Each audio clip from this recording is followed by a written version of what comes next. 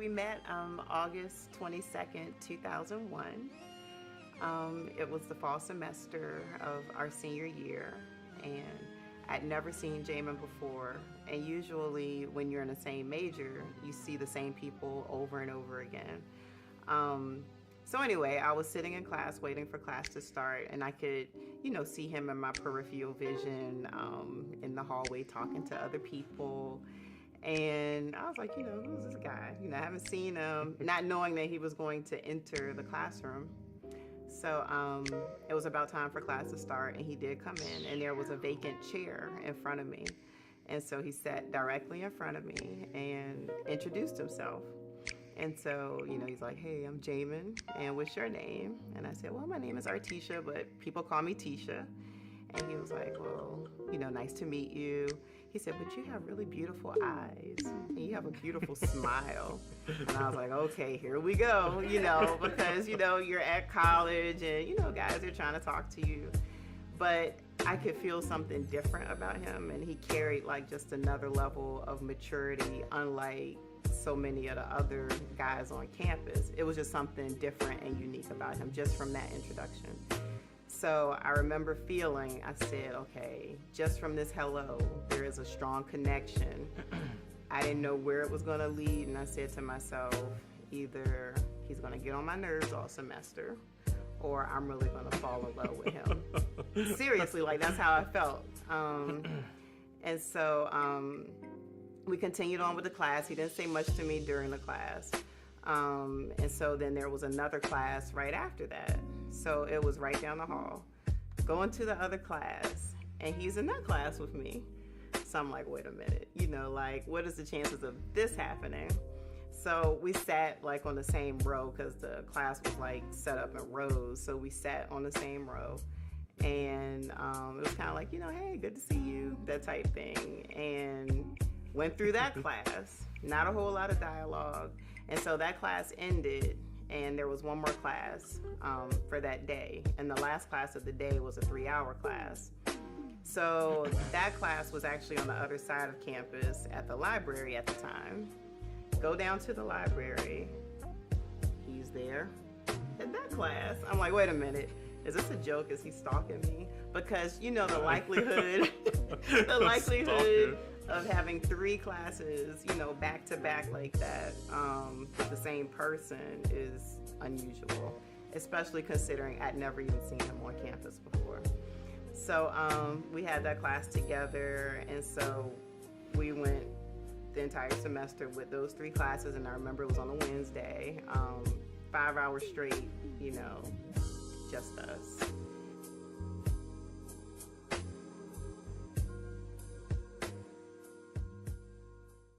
So on Wednesdays, we had class for 5 hours together.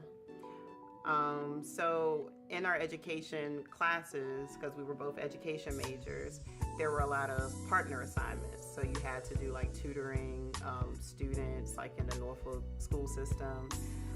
So we did a lot of partner work together, and then really like became friends. So after class, oftentimes we would just talk in the parking lot for like hours, just talking about nothing really. I mean, just anything. It could be current events, it could be about church, or just laughing or talking about something that happened in class. But there was just really like a very strong connection, one that I had never felt before, like for anyone. So I just knew immediately like there was something more that was going to come out of this than just a friendship. Well, like she said, everything, the same date and everything. For me, what I always did while I was in school, I would always stand outside of the classroom to just say hello to people, kind of profile or whatever, trying to be cool. And while I was standing there speaking to different people, in my peripheral vision, I saw legs. Because so when I saw her in my peripheral, I looked, and saw she had on shorts, jean shorts, and like a teal tank top, and with her hair pulled back. And I was like, wow, And so eventually I went into the classroom, and it was a seat kind of like she said, in front of her, but at an angle. So she's sitting over here, actually the same side we are now. And I introduced myself, like she said, and when I saw her eyes and her smile, I was just immediately like, wow, captivated, because I'm trying to figure out who is she, because I've never seen her before. And I believe the first thing was the eyes, right? Or was it smile? I think so. Yeah, I think it was the eyes. Yeah, it was the eyes, because when I saw her eyes, I was like, wow. And then the next part, when she smiled, it was just like, and then I said, wow, I said, you have a beautiful smile. And so, like she said, we had, the next class, I came in after her because she was already in there, if I'm not mistaken. And then, hey, it was kind of like, wow, what's going on? Then when we had the next class, was honors English we were in, which, like she said, was in the library. So I got there first. And so it was in a room, almost kind of like a conference room. And so it was a few tables that were put together, and I was sitting at the head of the table away from the door. So, when somebody came through the door, I immediately would see who it was. And she walked in, and I looked up and was like, wow, what's going on? And so she came in and actually sat to my left at the end of the table. And that was a wrap. Like, that was my seat. That was hers. She was always close. And so, like she said, we had different assignments and things. And, I was just falling for this girl. And because we were spending so much time together, she's beautiful, she's sweet, silly, and like she said, when we would have a whole lot of talks about all kind of stuff, sharing things, outside of the education building, in Norfolk State. And but I couldn't make a move. Because what was on that left finger, she was engaged. So so I respected it, but at the same time was like, man, what's going on?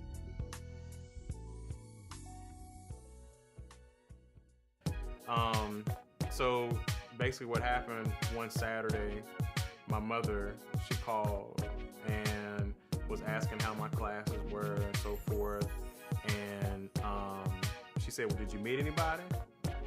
And I said, yeah, I met a couple of different, females that I was checking out. I said, but it's this one girl that I really like. I said, but she's engaged. And then my mother said, engaged isn't married. And then when she said that, I was like, hey, I'm going in. And, from that point on, I had a completely different perspective. Now, I respected the fact that she was engaged. I didn't do anything, inappropriate. At the same time, I was very clear, where I stood in regards to being interested in her and so forth. So, and, just kind of went on from there. Well, as he said before, yes, I was officially engaged. But I know it sounds very cliche, people say love at first sight, and I was really never ever a believer in that until I actually went through it myself. And so I did call off the engagement with the other person, and hopefully that released him, and I know for sure it released me to do exactly what it was that I was meant to do, which was to be with my husband, Jamen. It was meant to happen. And so from then on, after I broke off the engagement, we dated for 2 years. We graduated that next year because this was 2001 when we started dating. We officially graduated in 2002. And it was wonderful. We really got to know each other, and I do appreciate the fact that we were actually friends first. Like, it wasn't, oh, I'm checking you out and then let's start dating. Like, it didn't go like that. Like, we were actually able to get to know each other before we were officially a couple. And then we dated for 2 years prior to getting married.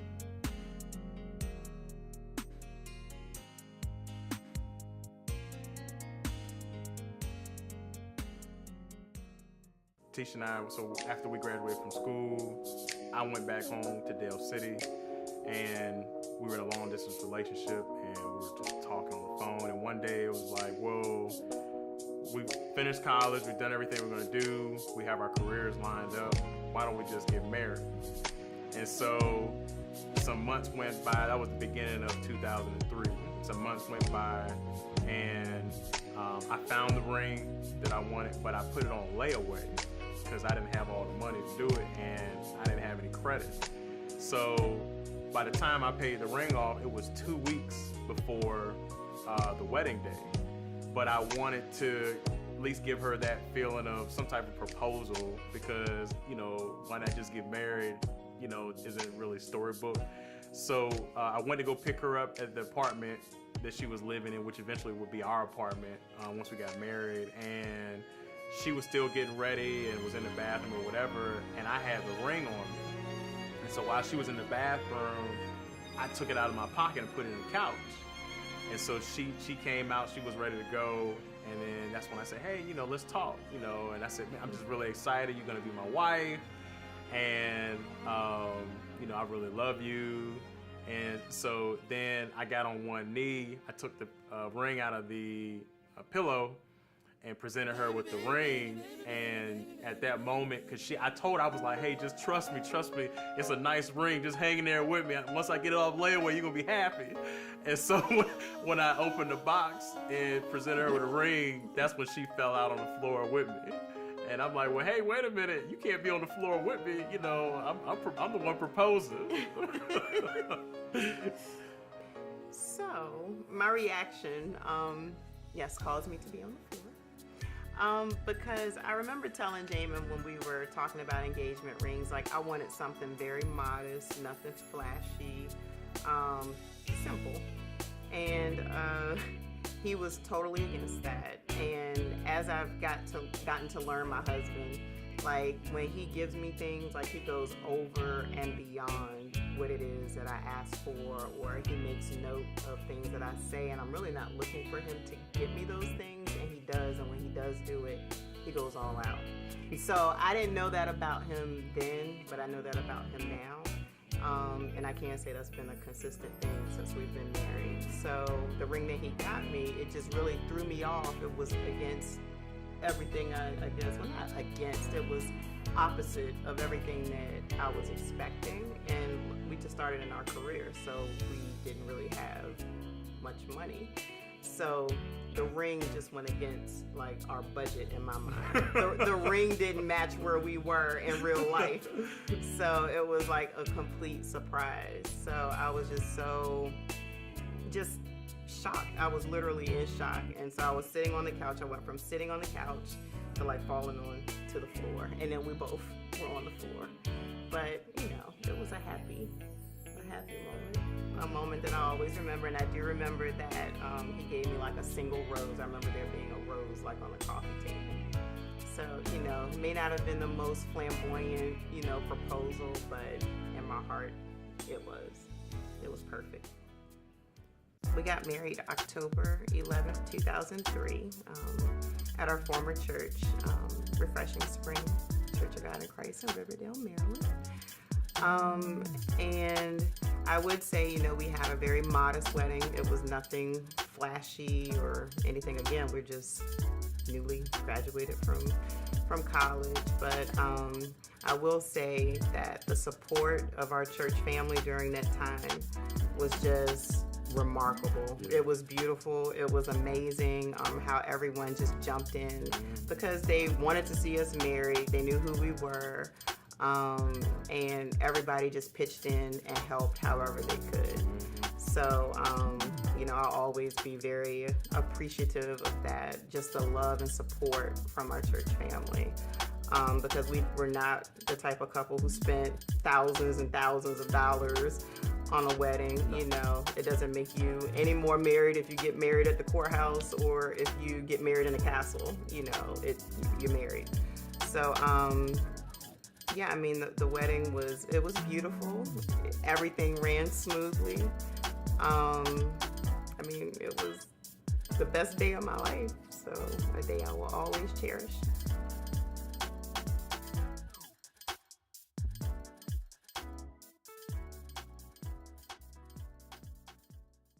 The honeymoon was it was just wonderful. We went for 2 days up to this place called Atlantic View Inn in New Jersey. It was just a beautiful time we had. No, we've been through trials, tribulations, tears, arguments, disappointments, just all kind of different circumstances and situations that we've gone through. But coming through those situations, we came out better, and it's a stronger couple as a result. We grew so much, and it reminds me of the day we got married. Our pastor, Bishop James E. Jordan Jr., he told us there while we were looking at him smiling and in love, he said, "You're going to go through the fire."